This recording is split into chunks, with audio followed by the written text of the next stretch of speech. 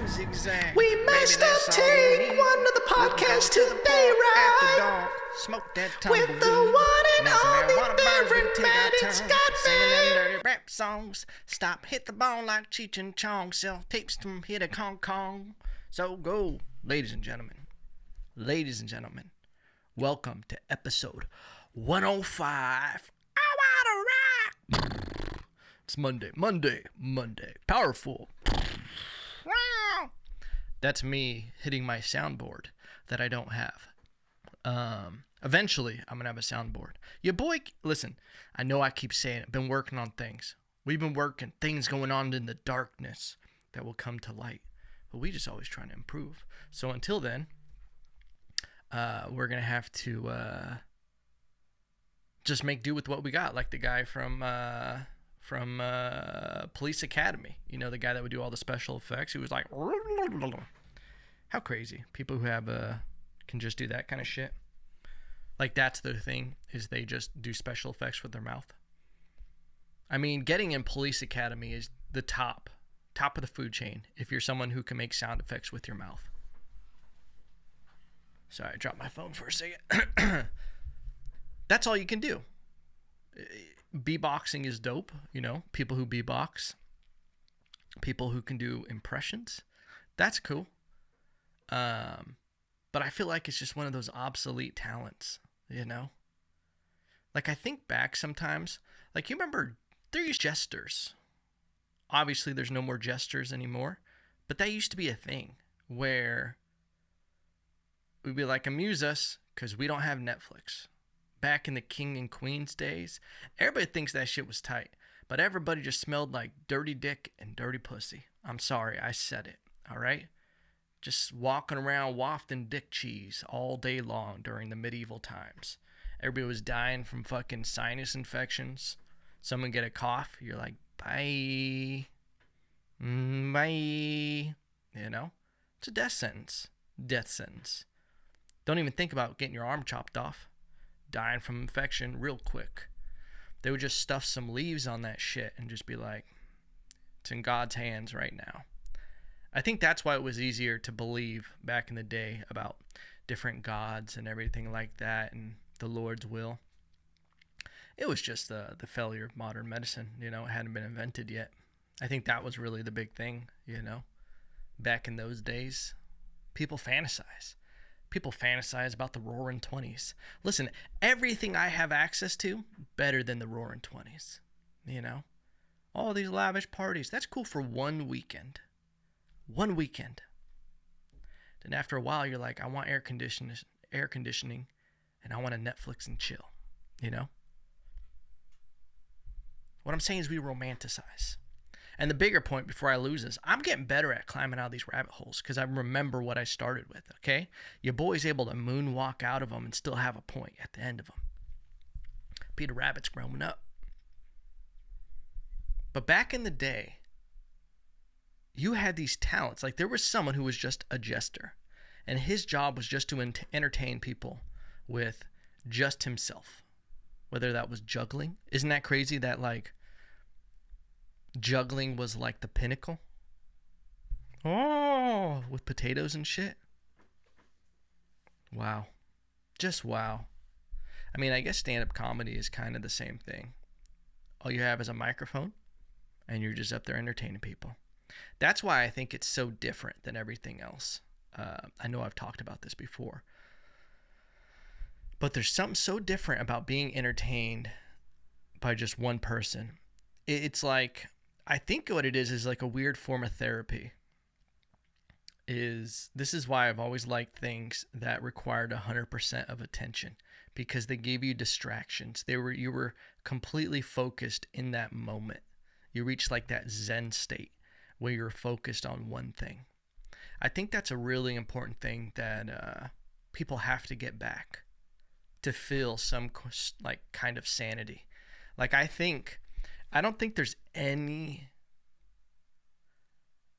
it's just by chance. Like, there's definitely a connection. It's not a coincidence that people's anxiety and stress levels have gone up since the adoption of so much multitasking. Like, we really aren't supposed to multitask. with a lot of shit. Like, you can multitask. Very similar things go hand in hand, but in reality, you shouldn't be doing so many things at once. And I think it's slowly building up this overwhelming feeling when you're doing too much at once. I know it even from life, just trying to do so much stuff, burning the candle at all ends. You just get fucking tired, stressed out. You get on the edge. That's when I know I gotta take a break from shit, is when I just start getting a little snappy. Your boy gets snappy like a snapping turtle. And I gotta go out to the forest and chop wood and just do that, Gotta go trim a bonsai tree somewhere. But that's something I try to do. This is what I wanted to actually talk about. I could keep going with that rabbit hole. I know where I was going. But I want to talk about this because I think it goes hand in hand with this. This is the first episode of the year, I believe. And I know I see the benefit of looking at a new year as a reset. I think it's good. I think there's nothing wrong with setting new goals at the beginning of the year and breaking down your years. If you want to separate them business style, Q1, Q2, Q3, Q4, that's fine. If you want to break up the seasons, it's fine. Whatever you want to do. I think it's great to set up things like that, to set short-term, midterm, long-term goals for the year, 3 to 5 years. I think it's good to have these goals that you set, because we'll round about why I think goals are important. But I know, and I've even done this in the past, whenever people are like, oh, it's a new year, all these new people are going to be in the gym, they're not going to be here in a couple months. I think the issue with that is people start setting up too lofty of goals, or they don't set up the proper system in place to reach that goal. It really starts coming down to it of you just got to fall in love with the process of doing things and setting objective goals. Like, that's the thing, is I think I've talked about this before. You can set goals and you can set things, but more importantly, you got to set how you're going to achieve those things. This isn't my Gary V, Tony Robbins podcast. I'm sorry, but this is just what I want to talk about on this episode. It will get maybe funny later on. I'll have a dick joke or two. We'll go back to dick cheese. Stinky pussies. I made you giggle. I think it's so important, rather than just setting goals, you're setting a system in place to be able to achieve that goal. And I wanted to talk about the top things that got me through 2020, because it wasn't easy. It wasn't easy. And obviously 2021 doesn't seem much different. Seem much different. And I haven't really taken on the mentality of just surviving 2020. I wanted to try to get the maximum out of it. And looking back on 2020 from where it started to where it ended, I did everything I could to try to keep moving forward in certain areas. Obviously, a lot of areas were limited just because of that fuckface Gavin Newsom, which is why you're forcing me to leave.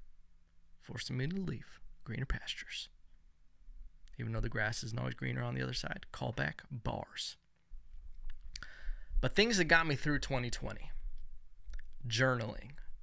Journaling is something that I started back, I want to say like 2017, 2018. And it's been a huge help for me to at least express myself. I always did it for years through music and lyrics without realizing that I was doing a form of therapy for myself. Because I grew up going through hard shit, but when it would happen, I took on this machismo approach of I can deal with anything. I don't need to talk about my feelings. I don't need to express myself. I just suck it in like a grenade imploding, And that's not healthy. And that's not sustainable.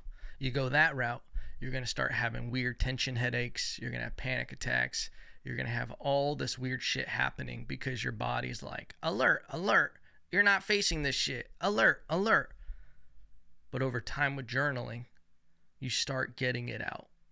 You start decompressing all that stuff. And you start dealing with things. And what's great is you can go through a huge decompression period. There could be a time where you're just writing daily shit. You're not getting to anything that you need to get to. And then finally, you just start talking about it. You start getting through it. And then you kind of start decompressing that and dealing with the past and all that stuff, that you're able to deal with stuff going on now that you never let it get to that big point where you explode because of it, because you've kind of already, you let the steam out on it, filed it, thought about it, and dealt with it and moved on before it ever even got to a big point. You know, you dealt with the problem before it even happened.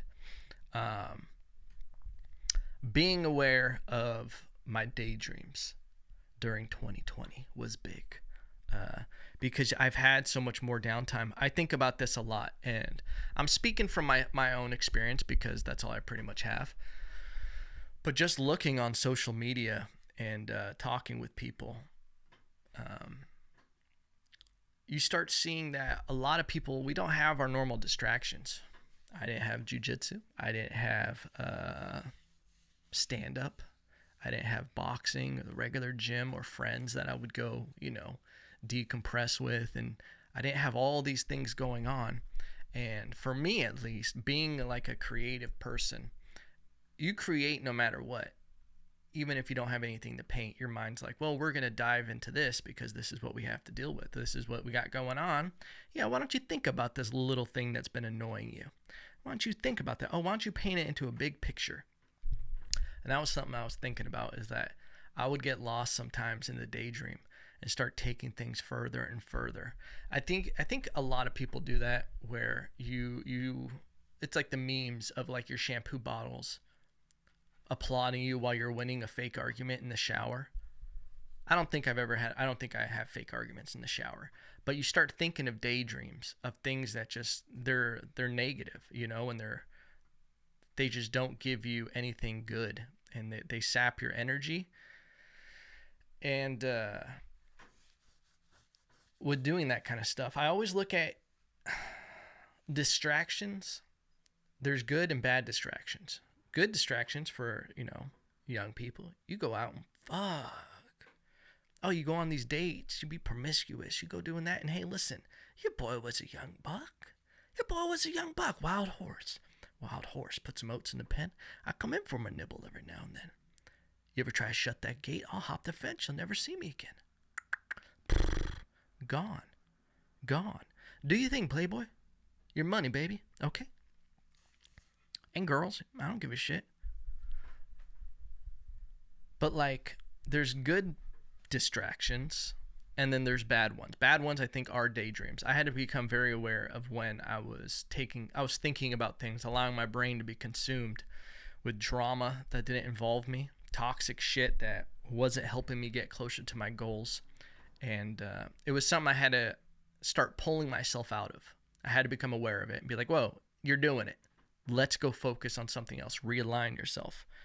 And that was the thing, is when you become aware of your goal or your daydreams, I started thinking about, okay, well, what should I focus on without this? And it was staying focused on the bigger picture. And that's where I would go back to goals. Is I would say I set goals in the sense of, I want to buy a house. This is why I'm working hard. I want to do this. What is the house going to do for me? Well, it's going to give me an even bigger area of me just to create and have be able to do what I want with my life. So buying the house is the goal. What am I going to do? I'm going to entertain people. What else do you want to do? I want to try to help people. Well, these are the things that I try to achieve. And then when I look at that, I go, okay, is me having these daydreams, is it helping that or is it hurting that? And then I would go, okay, well, it's fucking hurting it. All right, we got to shove that shit out, baby. All right, you only got a limited amount of rocket fuel. That's what I call it, rocket fuel. And you have to use it wisely. You can either waste it all day just thinking about what they said, what he said, what she said, what these people got. Oh, these people got a handout. They got it so easy, blah, blah, blah. Oh, this first person was talking shit, and blah, blah, blah, blah. Blah, blah, blah. I got to do this. Well, that's not blah, blah, blah. All this bullshit. None of it matters. That's like something I have realized is nothing matters from your past. You're not defined by it.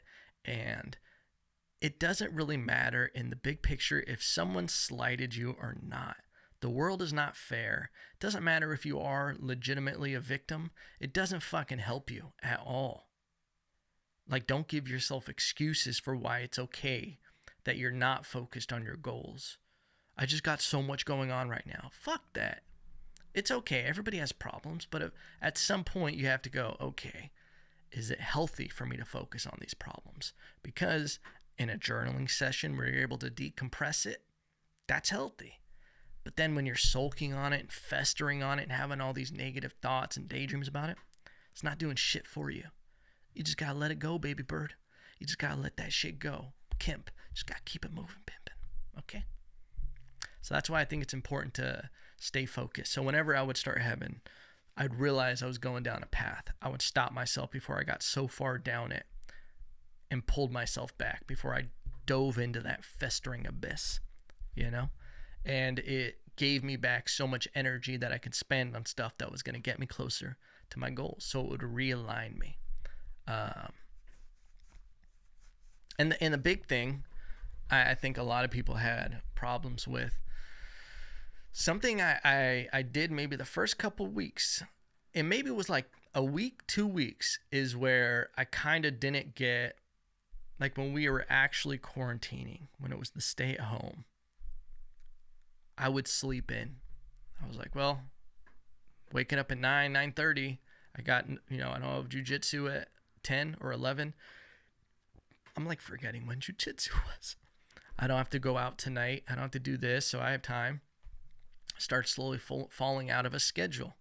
And then my food started changing, where I was like, we're just staying home. Why don't we order something? That'd be fun, And then I would start eating a little bit more, eating a little later. And then I start going to bed a little bit later. And then I started feeling myself slipping.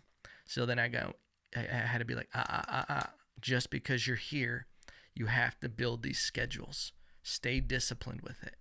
And I noticed that when I started writing out schedules and doing things a certain way, it brought me back to like my routine and my cycle and my energy levels and everything. And the reason why I was doing it and why I wasn't allowed to slack off, because I had a why. I had a reason why I was doing it. And it was going back to my goals and what I want to accomplish. And I'm hesitant with goals. I want realistic goals, but I'm more focused on how I achieve those goals. And even if I don't achieve those goals, I'm still going to set a system in place that's going to get me closer to them. So when I say I set goals, it really is like, for example, I'm going to buy a house. Okay, well, how am I going to buy a house? I have to make money. Okay, well, how am I going to make money? And then you break down the system of how you're going to create a surplus of money to be able to do that. And you start breaking it down, start Googling, come up with shit. I'm debating coming up with, start putting more out there on ways that people can build their own business, because I think it's important. I have a lot of knowledge with e-commerce and building your own business online, and I want to help people figure out ways that they can build their own business and do the things they want to do. Like, I think the idea of trading time for money is terrible. Like, you're giving away your precious time to someone else with an hourly job or whatever it is that you could be investing in yourself, and then one day getting to a point where your business and your investments in yourself are paying off, where it gives you back time. Because that's all we got, baby. We got time. And it's not like I want to just sit in the bathtub and pop fart bubbles all day. I want that time to spend time with my family, my little minions that one day I pop out. I want that freedom. I don't want to be stressed out. I want to be a silly goose and make people laugh. I just want my time back, and that's why I do it. That's why I do it, ladies and gentlemen. That's why I do it. It is funny though. It feels like when New Year's, people really thought once the ball dropped, COVID was gone. It's like you hear these things that, after the election, it's just kind of going to go away. What? Seems like it's not going away. It feels like COVID is here to stay. That's the thing is, I guess I could never really picture a world where it was completely gone. And if you go back and you probably listen to this podcast over time, I'm sure I've contradicted myself quite a bit. And it's because my opinion changes once we start getting more stats. Once we start seeing certain things and you start seeing people lose their livelihood, you start seeing these restaurants, how bad they've been struggling. And when you find out the transmission rate for restaurants has been like 3.8. What? 3.8%. That's how much restaurants have affected coronavirus. But we shut them the fuck down.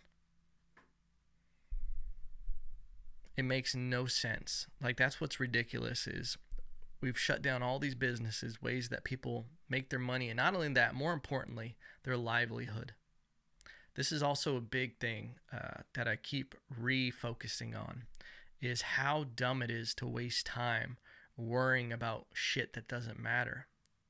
Life is so short, and it's like, it sucks for the people whose livelihoods have been completely shut down because of coronavirus. And I get this. Listen, I get when people are like, well, we have to save lives. We do. But when has it ever been that we have to save every single life? Like, it's just literally not accomplished. Like, we can't accomplish it. And that's reality. And we're not even focused. Like, and that's the thing is, if this was the case, if we were doing everything we possibly could in the right way and we were being efficient with it, I'd be all on board with whatever. But when you start seeing that these politicians, these fucking weasels, these fucking people who look like fucking turtles and bats and just every other weird rodent.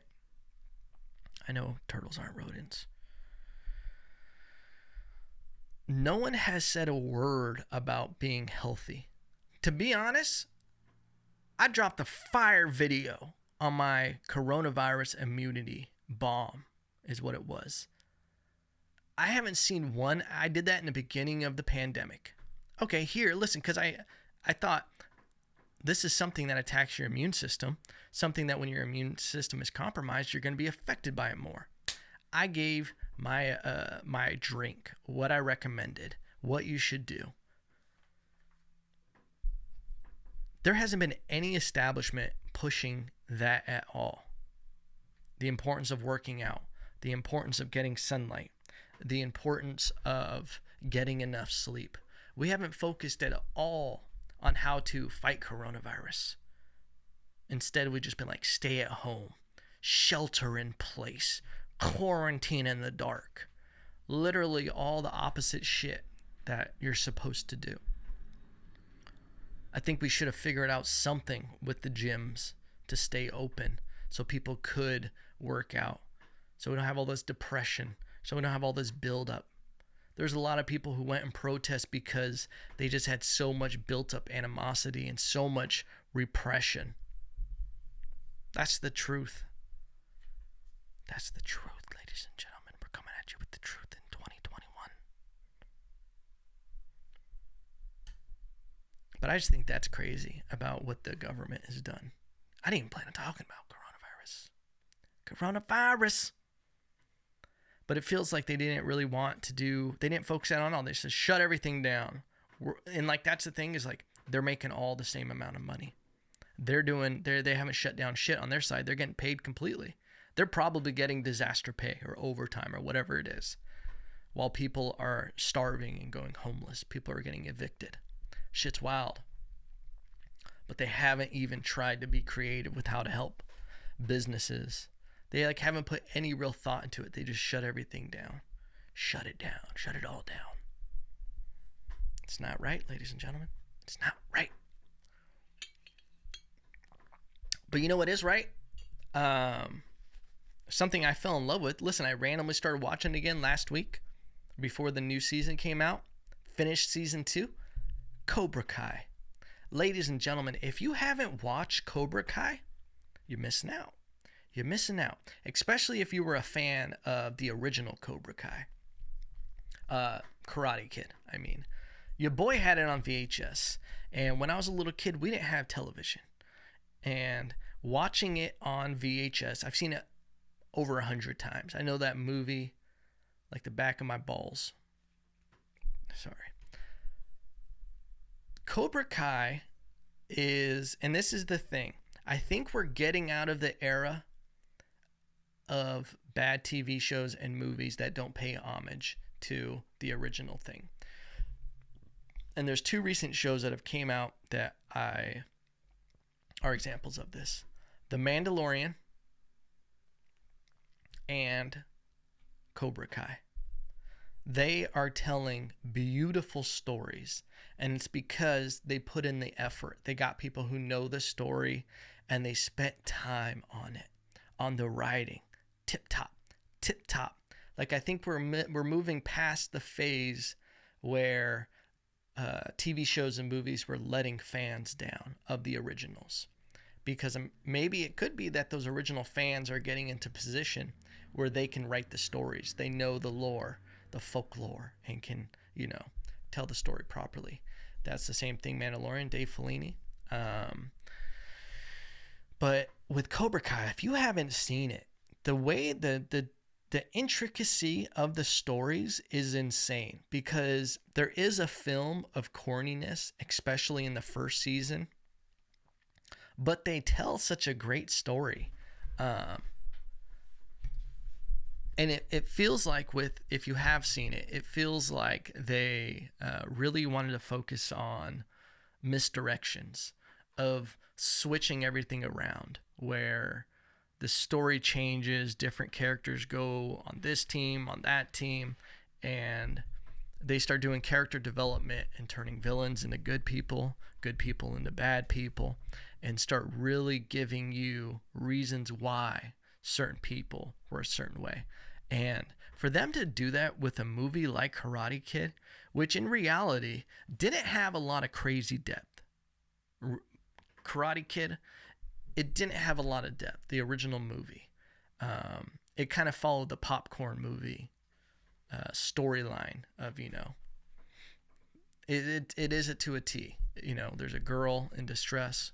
We have the hero. We have the villain. The hero gets beat. Hero wins at the end. Tell as old as time. But they took that and they turned it into a beautiful weave of stories. And I like it when a show ends on a cliffhanger. Listen, season 2 ends on such a cliffhanger that doesn't give you that normal movie satisfaction that you get. Like Endgame. Avengers Endgame gave you that, where you're just like, It didn't wrap up nicely with a bow. Thanos opened up that box and took shit in it. That was how Endgame ended. And it was just like, okay, well, now we're going to have to wait. And until then, we just wait. Prolific AF. But yeah, I think it's a good time. It's a good time. It's a good time to be alive.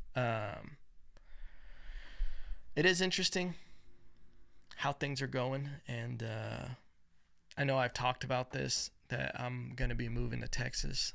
And it's probably going to be in the next couple months. We're going to reestablish out there. I'm going to miss a lot of people in California. I don't know why I'm acting like I'm leaving tomorrow. But the podcast is only going to grow out there. The podcast is going to grow. More stuff on social media is going to be growing. Stand-up is going to grow. That is something that I've been dealing with. Listen, if you haven't been living under a rock, there's a little thing called FOMO. And the reason why I say under a rock is because if you don't know, Bitcoin has been going crazy. So there's a lot of people FOMOing into it, driving the price up. Your boy's been involved with Bitcoin since like 2017. My advice, just hold off right now. Don't get involved right now. There's going to be a pullback. Start looking at some of the altcoins. But a lot of people have FOMO, and myself included. When I start seeing things like Joe Rogan is starting this huge scene in Texas and everything, part of me is like, fuck, because I'm planning on moving to Dallas. Outside of Dallas, there's 2 cities, Fort Worth and Dallas. I think those areas, they have like 6 comedy clubs. I think I'm going to have a great amount of stuff to work with. But there's a little bit inside of me when I start seeing these other big comics are moving there. Tom Segura, Tony Hinchcliffe, Redman just moved there. Obviously Joe Rogan. What's his fucking name? There's a lot of comedians that are going there and already have moved there. I start having FOMO about Austin, where I'm like, fuck, should I move to Austin? And that was something I was dealing with the last few days. But then I'm like, I don't want to move to another California. Like, I don't want to just FOMO in because that's what everybody else is doing. I think Austin or Dallas and Fort Worth, I think they're going to get the rub, right? And if not, I'll be 2.5 hours away from Dallas. I could drive there for the weekend, put a sleeping bag in the back of my car, just rough it again, But I also think that's why the biggest thing, and this is why I have been thinking about trying to figure out a way to start teaching people how to run their own business and start their own online business with what I kind of do, is because in the great words that Sam Tripoli told me, he says, you just build a boat and nobody can touch it. It doesn't matter what anybody else is doing. It doesn't matter what's going on. If you build your own boat, they can't break it down, And that literally, and I'm sure he said that to a lot of younger comics, but that was like, it planted a seed. And I was like, okay. It more of reaffirmed everything I believed. And it's so true. Like, it really is a beautiful time to be alive. You look at some of the stuff going on. You see the stuff that Andrew Schultz is doing. Andrew Santino and Bobby Lee, their podcast came out of nowhere. It's an amazing time to be in comedy and to be in entertainment and to be a creative person. All the fuck faces that were standing in the way of creative people to be able to get in the door, from record labels to producers to managers, all these people that had to give you opportunities are out of the way. All you have to do is dedicate time and create, You just got to find your shit, baby. Find your shit. We're going to end on that note. Remember, no matter what, just keep doing you in 2021, baby. COVID's still here, but that's fine. We just going to keep it moving, pimping. We just going to keep it moving, pimping, and just be grateful. Doesn't just walking down the street smell like pussy and dick cheese. And remember, I love you.